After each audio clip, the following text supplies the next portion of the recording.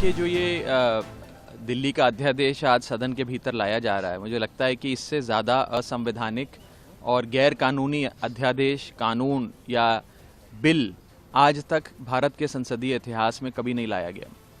ये लोकतंत्र की, संविधान की मूलभूत भावना की हत्या करता है।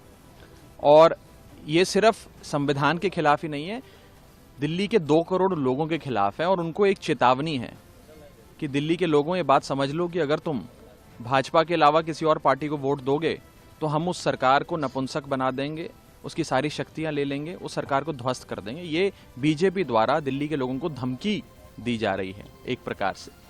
और केवल दिल्ली के लोगों की ही चेतावनी नहीं है, ये बिल देश के जो माननीय सुप्रीम कोर्ट है, उच्चतम न्यायालय है, उसकी तौहीन है।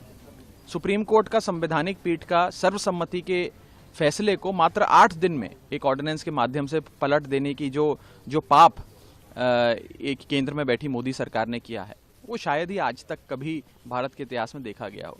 और अंत में मैं आपको बता दूं, आपको ये समझना पड़ेगा कि ये सारी चीजें हुई क्यों दिल्ली के अध्यादेश को लाकर दिल्ली सरकार की शक्तियां छीनी जा रही हैं, दिल्ली सरकार को निरस्त और ध्वस्त किया जा रहा है। वो इसलिए किया जा रहा है कि पिछले 25 सालों से दिल्ली में भारतीय जनता पार्टी सरकार नहीं बना पाई है।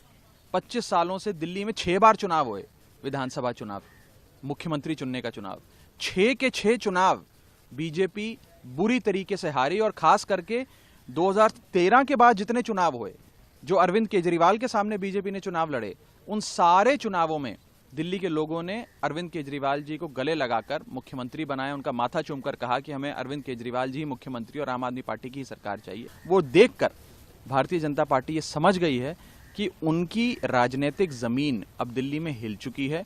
बीजेपी की दिल्ली की इकाई के तमाम नेता राजनीतिक तौर पे बेरोजगार हो चुके हैं। तो अब अपनी खत्म हो चुकी दिल्ली बीजेपी का संज्ञान लेते हुए शायद हाईकमांड ने ये फैसला लिया बीजेपी के कि सरकार ही खत्म कर दो ताकि झंझट ही ना हो। और उसी सिलसिले में ये कदम लिया गया। हमने पहले दिन से ही हम कह रहे हैं कि आपकी इस संबंध में डिमांड किया है। उन्होंने कहा इस पे चर्चा होनी चाहिए, हमने स्वीकार कर ली। तो उन्होंने पैतरा बदला कि प्रधानमंत्री जी को आकर के जवाब देना चाहिए। अब ये ऐसे मसले पे भी विपक्ष की जिम्मेदारी होती है कि मसला शांतिपूर्ण समाधान की ओर बढ़े, और ऐसे मसले पे भी वो राजनीति कर रहे हैं। ऐसे मसले पे तो राजनीति नहीं करनी चाहिए, राजनीति के बहुत अवसर हैं जी, और आप चर्चा के लिए हम तैयार हैं।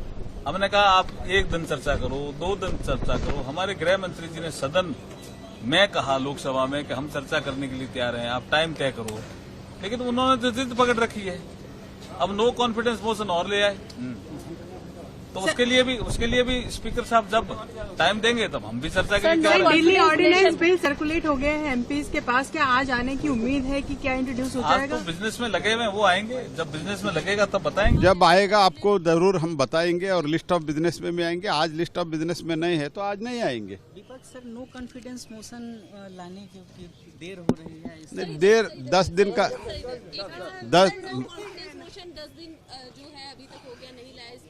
10 दिन अभी नहीं हुआ है जी। 10